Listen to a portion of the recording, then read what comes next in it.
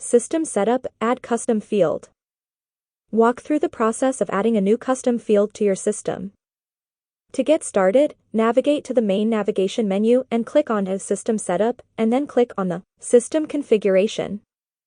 From there, look for the Add New Field Plus button and click on it. Next, you'll be prompted to provide two pieces of information: the type of field you want to add, and the name of the field.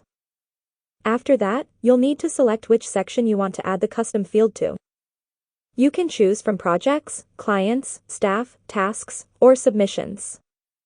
Once you have entered all the required information and selected the appropriate section, click on the Add Field button to submit the new custom field. And that's it.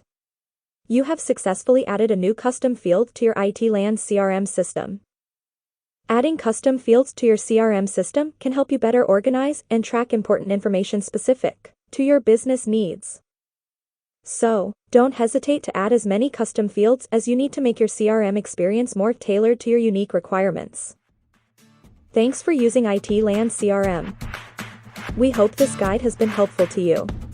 If you have any questions or queries, please feel free to talk to us or request a call back via itlans.com.